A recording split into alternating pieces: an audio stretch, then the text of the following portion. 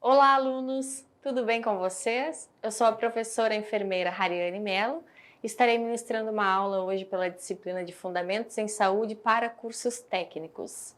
O tema da nossa aula é Técnicas de triagem, sinais vitais. Então, pessoal, sempre na chegada do usuário, do paciente ao serviço de saúde, antes da consulta médica ou de enfermagem, são aferidos os sinais vitais. Quem afere os sinais vitais é o profissional técnico de enfermagem. Aqui nós temos a ficha de atendimento individual, lá do ESUS, da atenção básica, onde nós colocaremos os dados do paciente, o cartão do SUS, o número do cartão do SUS, o código da unidade, a data de nascimento, o sexo, o nome, logo na chegada deste paciente. Posteriormente, o técnico afere, verifica os sinais vitais e preenche esta tabelinha com temperatura, frequência respiratória, frequência cardíaca, pressão arterial e, nos últimos tempos, por questão pandêmica, estamos verificando também a saturação, que é um dado vital. O termo sinais vitais é a expressão aplicada à verificação dos sinais vitais. Quais são eles? Temperatura corporal, frequência cardíaca, frequência respiratória e pressão arterial. Nós temos também como quinto sinal vital, já há alguns anos, a dor, e ela deve ser avaliada conjuntamente com os demais sinais vitais. Então, quando nós vamos aferir os sinais vitais? Na admissão dos pacientes, em visitas domiciliares, realizadas pela equipe da Unidade Básica de Saúde, Estratégia de Saúde da Família, nos hospitais, rotineiramente, antes, durante e após procedimento cirúrgico com maior rigidez, com menor tempo de intervalo, antes, durante e após medicações que afetem funções, então nós verificamos antes, administramos o medicamento e posteriormente verificamos novamente os sinais vitais, para verificar se houve alteração ou não. Antes, durante e após transfusão de sangue e seus derivados, também aferimos os sinais vitais. Sobre a temperatura, é o equilíbrio entre o calor produzido e o calor perdido. Lembrando que o centro regulador de temperatura do nosso corpo é o hipotálamo. Fatores que afetam a temperatura. Idade, nós sabemos que os recém-nascidos e os idosos têm menor controle sobre a temperatura. Atividade física também interfere, estresse, o ambiente e o nível hormonal, principalmente nas mulheres. Locais de aferição da temperatura: oral, retal, timpânico, axilar e inguinal. Valores de referência, nesses locais de aferição, valores normais. Axilar de 36 a 36,8, oral de 36,2 a 37, inguinal 36 a 36,8, retal 36,4 a 37, timpânico 35,4 a 37,8. O mais utilizado é o axilar. Variações da temperatura. Hipotermia, um subnormal da temperatura, seria entre 34 e 36. Algumas literaturas trazem menor que 35 graus a hipotermia. Normal de 36 a 37 graus. Estado febril ou subfebril, 37 a 38. Febre, 38 a 39. Pirexia, 39 a 40. Hiperprexia ou hipertermia, 40 a 41 graus Celsius. Materiais que nós precisaremos para aferir os sinais vitais, ou melhor, a temperatura. Bandeja, termômetro, algodão e álcool. Aqui nós estamos falando da aferição da temperatura mais comum, que é a axilar, com um termômetro digital, conforme nós temos aqui na imagem. Mas hoje em dia, com a questão da pandemia, nós estamos utilizando mais os termômetros com infravermelho. Nós verificamos essa temperatura à distância. Técnica para aferir a temperatura: lavar as mãos, primeiramente, sempre, antes de qualquer procedimento, reunir todo o material, explicar o procedimento ao paciente, enxugar a axila, fazer a asepsia do termômetro com algodão e álcool, posicionar o paciente sentado ou deitado, posição de decúbito dorsal, aguardar 5 minutos, no caso dos termômetros de vidro, ou o alarme, no caso dos digitais. Fazemos novamente a asepsia do termômetro, depois que nós utilizamos ele no paciente, lavamos as nossas mãos novamente e registramos os valores no prontuário. Falando agora sobre frequência cardíaca ou frequência de pulso. O que seria a frequência de pulso? O limite palpável de fluxo de sangue percebido em vários pontos do corpo. Número de pulsações em 1 minuto. Então, nós verificaremos o pulso do paciente em 1 minuto, 60 segundos.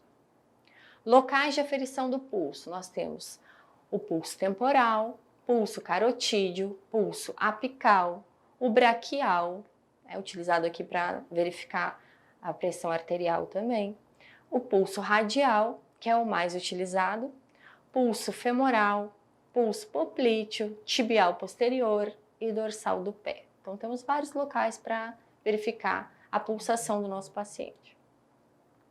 Aqui, para ilustrar melhor para vocês, nós temos ali primeiramente o radial, que é o que mais nós utilizamos, com o dedo indicador e médio nós posicionamos na artéria radial.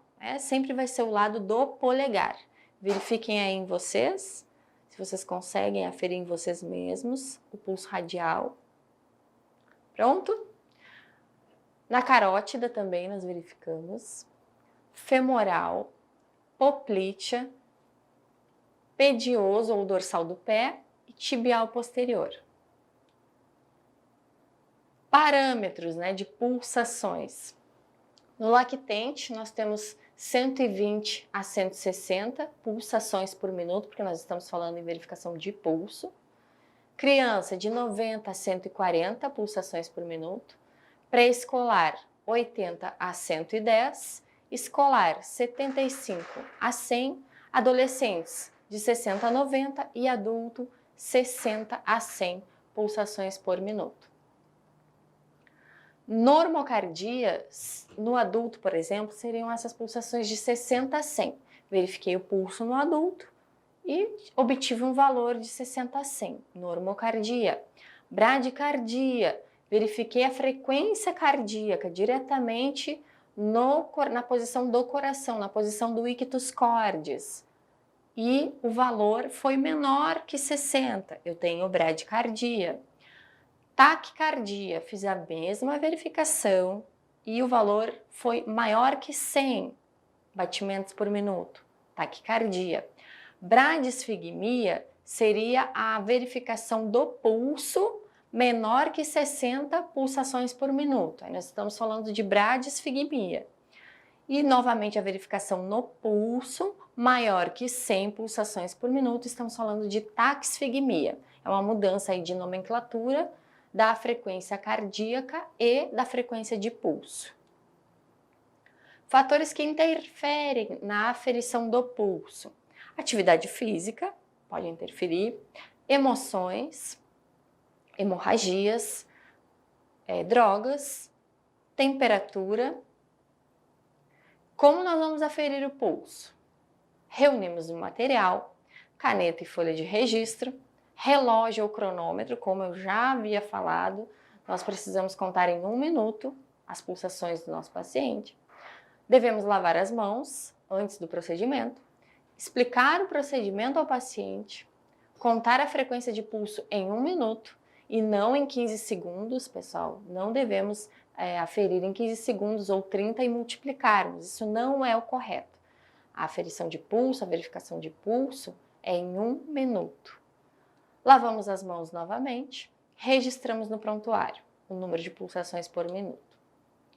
Como é que nós vamos aferir a frequência cardíaca? Desculpe, que eu já havia falado que tem mudança na terminologia. Na aferição também existe essa mudança. Falei para vocês que para verificar o pulso, eu verifico em todos aqueles locais onde eu tenho artérias. Para aferir a frequência cardíaca, eu utilizo o estetoscópio. Vou posicionar o diafragma do estetoscópio ou a campânula no quinto espaço intercostal, ou seja, entre as costelas, na linha hemiclavicular, do lado esquerdo. Quando eu posiciono o diafragma do esteto no quinto espaço intercostal, na linha hemiclavicular, e coloco no meu ouvido, eu faço a ausculta cardíaca, a ausculta apical. Aí eu estou falando de frequência cardíaca. Nós vamos registrar BPM, batimentos por minuto.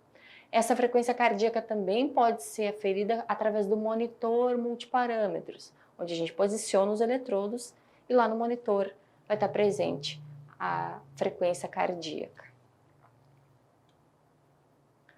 Pressão arterial é a força exercida sobre as paredes de uma artéria pelo sangue que pulsa sob pressão do coração.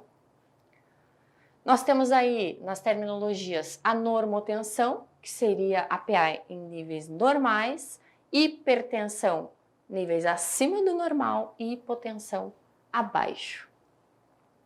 Classificação da pressão arterial. Nós temos ali, como normal, a pressão arterial sistólica, PAS é pressão arterial sistólica, menor que 120 milímetros de mercúrio, e a diastólica menor que 80, classificado como normal. Pré-hipertensão seria a pressão arterial sistólica de 120 a 139 milímetros de mercúrio e a pressão arterial diastólica de 80 a 89 milímetros de mercúrio. Já falando em hipertensão, no estágio 1 nós temos a sistólica de 140 a 159 milímetros de mercúrio e a diastólica de 90 a 99. No estágio 2, nós temos uma pressão arterial sistólica maior de 160 e uma pressão arterial diastólica maior que 100 milímetros de mercúrio. Locais de aferição da pressão arterial. Nós temos a artéria braquial, que é a mais utilizada. Nós temos também a radial, percebam a mudança ali de posição do manguito. Na primeira imagem é o que nós estamos mais habituados a ver e a verificar. Na terceira, a artéria poplítea, também é possível verificar. E a artéria tibial posterior, assim como a pediosa ou dorsal. Então, em todas essas artérias é possível verificar a pressão arterial. Como é que eu vou aferir a PA do meu paciente? Primeiramente, eu vou posicionar ele, devo orientá-lo a ficar sentado ou deitado, sem cruzar os pés ou as pernas, os braços também, posição confortável. O braço deve ficar sobre uma superfície firme, eu posso aferir em ambos os braços, tem literaturas que trazem que é preferível verificar no esquerdo, outras no direito, mas em consenso geral, quando é a primeira vez que o profissional vai aferir a pressão arterial do paciente, é interessante que faça a verificação nos dois e registre a PA mais alta e também qual foi o membro em que a PA foi aferida. Devemos lavar as mãos sempre antes e depois dos procedimentos. Higienizar o estetoscópio, tanto as olivas que vão no nosso ouvido, quanto o diafragma ou campânula que entrarão em contato com a pele do paciente. Explicamos o procedimento. Devemos nos certificar que o paciente não está com a bexiga cheia, ele não está com vontade de urinar, ele não praticou exercícios físicos, ele não ingeriu bebida alcoólica, café ou alimentos, ele não fumou, e aí nós temos uma tolerância de 30 minutos. Ele não deve ter fumado pelo menos 30 minutos antes da aferição da PA. Deixar o paciente em repouso por 5 a 10 minutos, mesmo que ele não tenha feito exercício nenhum, esteja calmo, já tenha chegado à unidade há algum tempo, nós deixamos o paciente de 5 a 10 minutos em repouso. Localizamos a artéria braquial, que eu já mostrei na outra imagem. Colocamos o manguito cerca de 2 a 3 centímetros acima da artéria. Então, nós medimos 2 a 3 centímetros acima da onde a gente localizou a artéria braquial. O manguito ele deve corresponder a 40% da circunferência do braço. Lembrando que no próprio manguito nós teremos lá a informação se ele é um manguito para adulto e quantos centímetros ele tem. Mantemos o braço do paciente na altura do coração, então não adianta deixar o braço mais abaixo ou muito acima. Nós mantemos na altura do coração, né? Independente do membro, se é o direito ou o esquerdo. Posicionamos os olhos no mesmo nível do mostrador do manômetro, para que a gente consiga ferir de forma correta. Palpamos o pulso radial, já expliquei para vocês, vai ser o lado do polegar. Palpamos com o dedo indicador e médio. E inflamos, pessoal, esse manguito vai ter uma perinha lá, né, do aparelho de PA, que é o esfigmomanômetro. Nós vamos inflar até o desaparecimento do pulso radial, ou seja, posicionamos o manguito, ficamos com o nosso olhar ali diretamente ao manômetro, vamos inflar ou insuflar o manguito e ao mesmo tempo, com a outra mão, vamos verificar o pulso radial do paciente, até que ele desapareça. E vamos precisar atentar para o valor no manômetro, no momento em que o pulso radial do paciente sumiu, desapareceu. Desinflamos rapidamente o manguito e aguardamos de 15 a 30 segundos antes de inflar novamente. Posicionamos o estetoscópio nos ouvidos, as olivas. Posicionamos o estetoscópio suavemente sobre a artéria braquial, que nós já identificamos, a partir do diafragma ou campânula. Solicitamos que o paciente não fale. Inflamos até o nível estimado da pressão arterial, onde nós verificamos que o pulso radial desapareceu. E acrescentamos mais 20 a 30 milímetros de mercúrio. Então, se o pulso radial desapareceu em 120 milímetros de mercúrio no manômetro, eu acrescento mais 30 milímetros de mercúrio. Então, inflaremos até 150 milímetros de mercúrio. Procedemos à deflação com velocidade constante, uma velocidade média de 2 a 3 milímetros de mercúrio. Então, não é rápido, como alguns profissionais costumam fazer, nem tão lento. De 2 a 3 milímetros de mercúrio aproximadamente, uma velocidade constante. Determinamos a pressão sistólica no momento do aparecimento do primeiro som. O nome desse primeiro som é a fase 1 de Korotkov. São 5 fases. Determinamos a pressão diastólica no desaparecimento completo dos sons, que vai ser a fase 5 de Korotkov. Então, nós verificamos onde é que estava o marcador do manômetro no primeiro som, que é a fase 1 de Korotkov, e também devemos verificar qual o valor indicado pelo manômetro, pelo ponteiro do manômetro, na fase 5 de Korotkov, no último som. Após esse procedimento, registramos os valores da PA do nosso paciente. Sobre a frequência respiratória. A respiração é um mecanismo que o corpo utiliza para promover trocas gasosas na inspiração e expiração. Fatores que alteram a respiração: atividade física, dor, ansiedade, cigarro, medicações. Parâmetros de normalidade, né? No lactente, a criança, o Ministério da Saúde traz aí que é o bebê, a criança até 2 anos de idade, nós temos aí 30 a 50 incursões respiratórias por minuto. IRPM significa incursões respiratórias por minuto. Na criança maior de 2 anos, de 25 a 32 incursões respiratórias por minuto. Na fase escolar, 25 a 30. Os adolescentes, de 16 a 20 incursões respiratórias por minuto. E o adulto, de 12 a 20. Lembrando que algumas literaturas divergem. Por exemplo, tem literaturas que trazem que no adulto o parâmetro é de 10 a 20 incursões respiratórias por minuto. É importante salientar que vocês podem encontrar valores diferentes em outras literaturas. Sobre as terminologias, eupneia significa respiração normal, então no adulto, se eu fiz a contagem em 1 minuto e a respiração, as incursões respiratórias foram de 12 a 20, eu tenho uma eupneia. Taquipneia, acima de 20 incursões respiratórias por minuto. Bradipneia, abaixo de 10 ou 12, dependendo da literatura. Dispneia é a dificuldade de respirar. E na apneia eu não tenho respiração. Pelo menos aí acima de 20 segundos eu não tenho nenhuma expansão torácica, nenhum movimento respiratório. Como nós vamos aferir a frequência respiratória do nosso paciente? Lavar as mãos antes e após o procedimento, sempre, em qualquer procedimento, como eu já havia falado.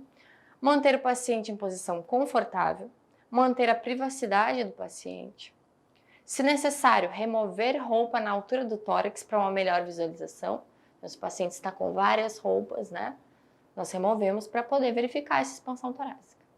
Não deixar que o paciente perceba a verificação da respiração, porque senão ele altera. Então, geralmente, o que nós fazemos? Verificamos o pulso em 1 minuto, registramos e vamos novamente ao pulso. O paciente, ele pensa que estamos verificando o pulso novamente, nós estamos verificando a frequência respiratória, observando ali a expansão torácica. Não avisamos que verificaremos a frequência respiratória para que ele não altere. Observar o ciclo respiratório completo, inspiração e expiração. Então, eu conto 1 após a inspiração e expiração. Realizar contagem em 60 segundos, novamente eu saliento, não façam contagem em 15 segundos ou 30 e multipliquem. Não façam isso, não é o correto. Nós devemos verificar em 1 minuto, porque o paciente pode ter alterações respiratórias nesse 1 minuto. 15 segundos, 30 segundos é pouco tempo, eu vou registrar um valor que não é verdadeiro. Sobre a dor. A dor é uma experiência sensitiva e emocional desagradável associada ou relacionada à lesão real ou potencial dos sentidos. Como eu já havia também comentado, a dor já há alguns anos é considerada o 5º sinal vital. Nós temos algumas escalas de dor, a escala analógica, onde o paciente, através de uma linha, vai nos apontar até onde essa dor vai, a intensidade através de uma linha que depois é transformada em gráfico. A escala numérica, de 0 a 10, onde 0 eu não tenho dor alguma e 10 é a pior dor, né? a dor de maior intensidade. Aí, na escala qualitativa, o paciente vai descrever em palavras como está esta dor. E a escala de faces, nós vamos mostrar 5 faces, geralmente utilizada com crianças que não sabem não sabem determinar a dor através da escala qualitativa, por exemplo. Falar como é essa dor, onde é essa dor, nem da numérica, dependendo da idade. Então, nós utilizamos com a criança a escala de faces. Nós temos aqui 5 faces, né? Aqui a criança não tem dor alguma, está sorrindo. Aqui também é um sorriso mais introspectivo, mas ainda está sorrindo, então é uma dor leve. Aqui no amarelo ela está séria, a face aqui está séria. Aqui já está triste, então ela já apresenta uma dor mais forte. E aqui na vermelha, a face já apresentando muita dor. Então, a criança vai nos identificar, vai nos falar sobre a dor através dessas faces. Nós mostraremos a ela todas essas faces e ela indicará qual é a que tem relação com a dor que ela está sentindo. Lembrando que a dor é muito individual, Pode ser que o paciente tenha a mesma clínica, os mesmos sinais e sintomas e apresente um nível de dor diferente. Pacientes que sentem mais dor são mais sensíveis à dor e outros mais resistentes à dor. Certo, alunos? Espero que vocês tenham gostado da aula, que tenham aprendido sobre os sinais vitais. Nós falamos aqui separadamente sobre eles, mas eu lembro vocês que nós devemos, na chegada do paciente, aferir todos os sinais vitais. Certo? Muito obrigada e até a próxima!